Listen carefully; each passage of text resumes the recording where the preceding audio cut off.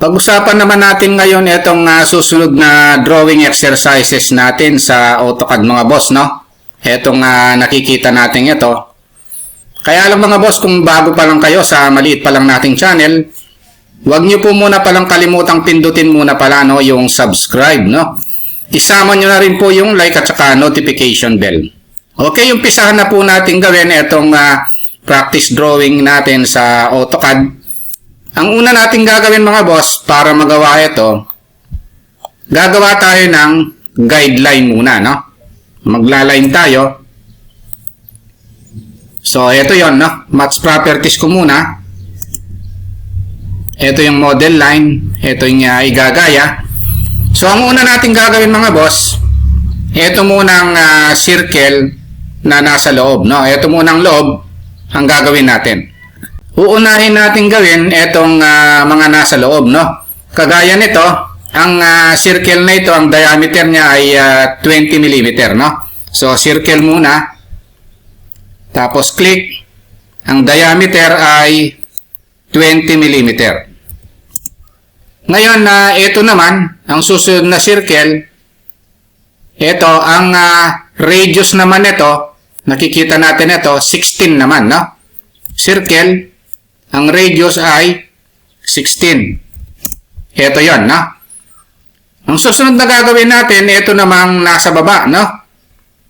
Ang radius naman ay 7.5 mm, no? So, ang gagawin natin, magdodraw tayo ng line dito.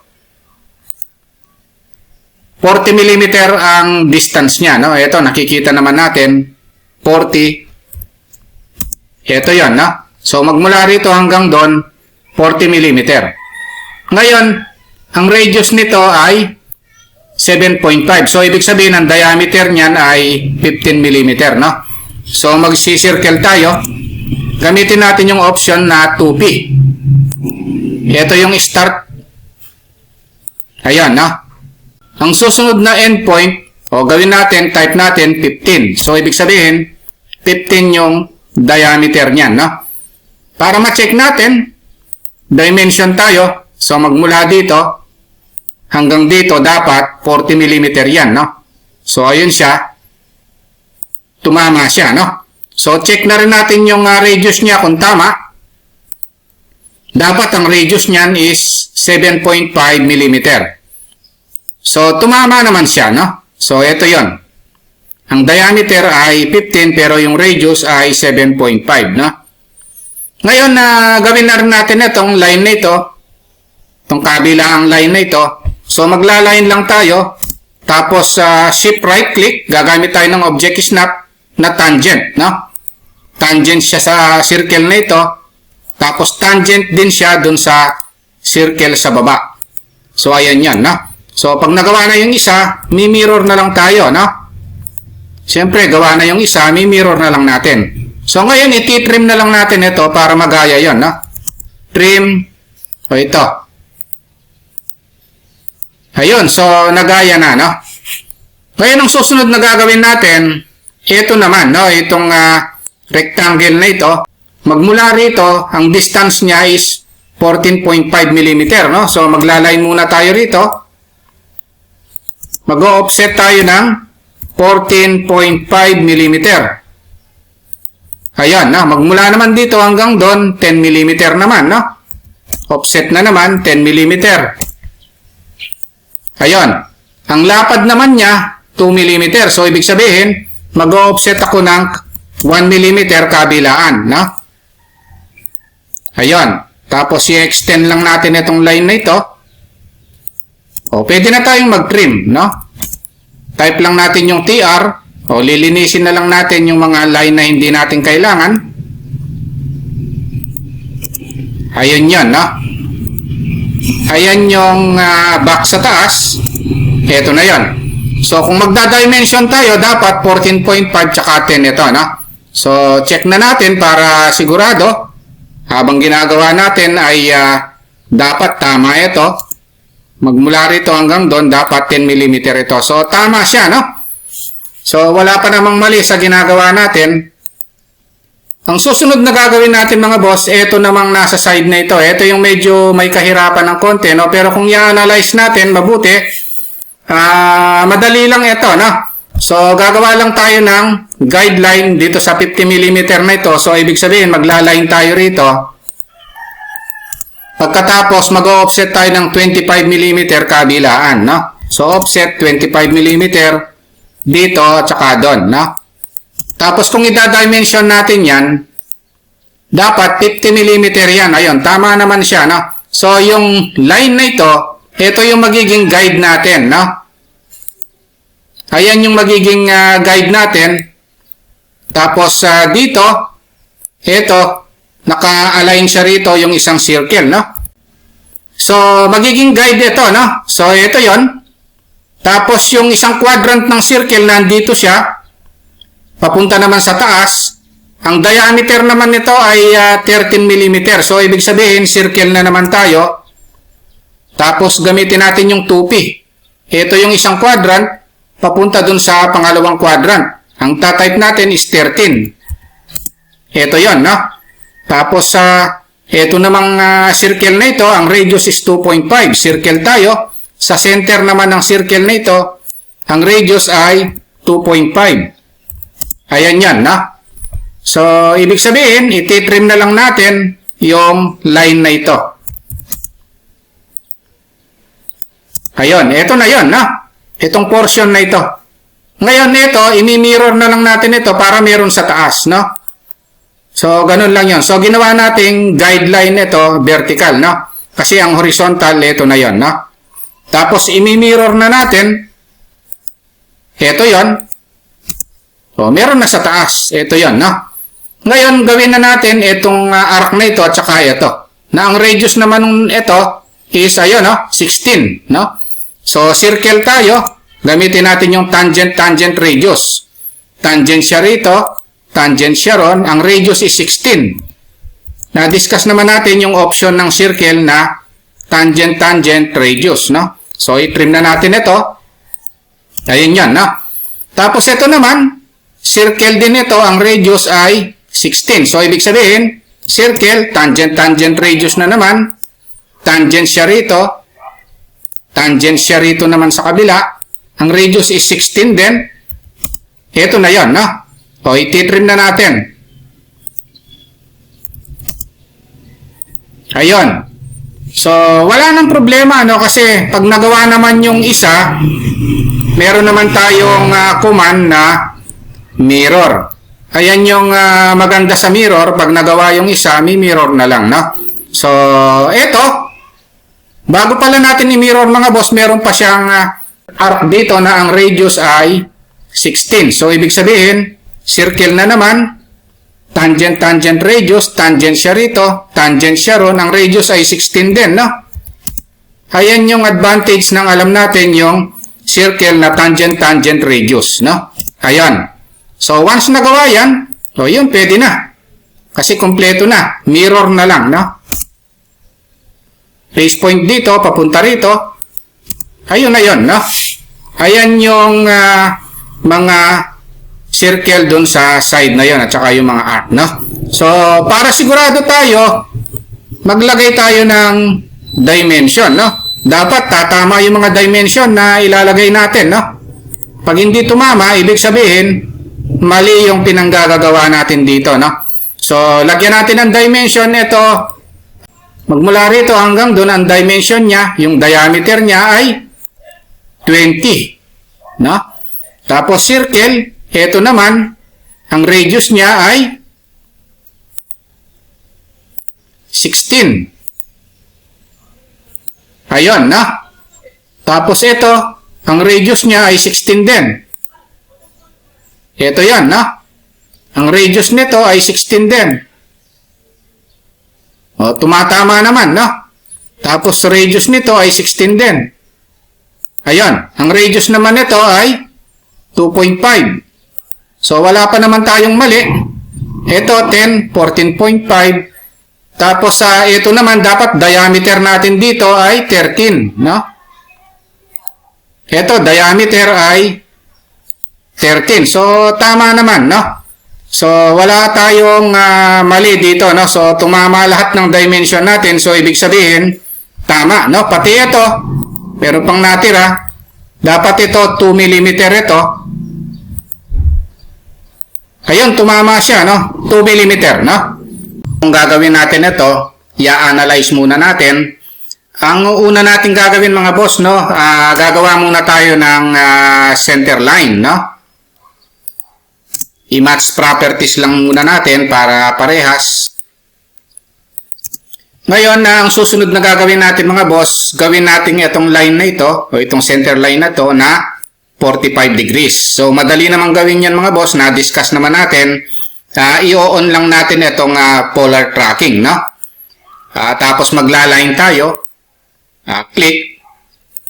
Kung napansin nyo, mga boss, nakikita natin yung length at saka yung angle, no? So, since 45 degrees ito, kailangan makita natin yung 45 degrees. Pag nakita na natin, i-click na natin, na. Ayun, 45 degrees na. Click. Then, enter. O, i-match properties na lang natin. Iparehas natin dito, na. Para ma-check natin na ito, 45 degrees, kunin natin yung angular dito, na. So, kailangan masigurado natin na ito ay 45 degrees. So, ito yon. So, ibig sabihin, tama siya, no? Ayan yung unang step. Ngayon, ito, meron din dito sa kabila. Since ito, 45 degrees din ito, no? Kung manggagaling siya rito, i-mirror na lang natin, no? Ayun, na-discuss naman natin yung mirror command, no? Then, enter. Ito na yon. Ngayon, once na nagawa na ito, ang susunod na gagawin natin itong tatlong circle, no? Unahin natin itong merong diameter na 113. So, circle, click dito, tapos ang diameter ito, D for diameter, 113 o 113. So, ito yon. Ngayon, ang gagawin ko, i-match properties ko muna. Ito, no? Ayan yan. Ito kasi magiging guide din natin, no? Ngayon, ang susunod na gagawin natin, itong circle naman, na ang diameter ay 64. So, circle uli, click. Ang diameter, D for diameter, ito, 64. Ito na siya. Ngayon ang susunod na gagawin natin, ito namang circle na ang radius ay 27 naman, no? Circle, click, radius is 27. Ito yon. Once na nagawa na itong tatlong circle na ito, no? Ito, at saka ito, pwede na natin gawin itong portion na ito, no? Ang circle na ito ay may radius siyang 10 mm. So, circle tayo rito. 10 mm. Ito naman, ang radius niya ay 13. Circle na naman, dito siya, 13. Ayun. Ayun yung radius na 13. Ngayon, ang susunod na gagawin natin, ito naman, itong portion na ito, no? Meron siyang lapad na 10 mm. So, ibig sabihin, mag-offset tayo ng 5 mm kabilaan. So, 5 dito, 5 dito. Ayan. So, match properties natin. Ito. Once na match properties na, iti-trim na lang natin. So, magti-trim tayo. Trim natin ito. Lilinisin natin. Ito, i-trim natin ito. Trim din natin ito. Isa lang naman ang gagawin natin dito pag nagawa yung isa. Pwede na nating i-mirror na lang yan, mga boss, no? Ayun, so nalinis na. Ngayon ang gagawin natin, gawin na natin itong portion na ito. Ang radius niya ay 20 mm. So madaling gawin yan. Circle din yan. Kaya lang gagamit tayo ng tangent radius, no? Ito, tangent siya rito, tangent siya rito. Ang radius ay ito, 20. Ayun. Ngayon, ang gagawin natin, ito, gawin na rin natin ito. Circle, tangent radius, tapos tangent siya rito, tangent siya rito. Ang radius niya ay 20 rin, no? Ngayon, ang gagawin natin na trimming na lang. Trim natin ito, at saka yun, no? Once na nagawa na, lilinisin na lang natin din yung mga nasa loob, no? Gagayahin na lang natin ito. Trim ang command. Ito, ititrim din. Ito, ititrim din. Yung portion na ito. Ayun, no? So, maayos na. Ngayon, ang gawin natin, match properties na rin lang natin, no? Gayahin na natin ito.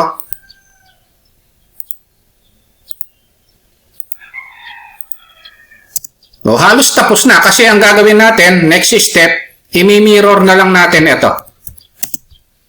Ayan yung technique dyan, no? Kaya importante yung mirror. I-review nyo yung pag-mirror kasi napaka-importante niyan. So, ititrim na natin ito. Ito, erase na lang natin yan, no? Ayun. Once na nagawa na ito,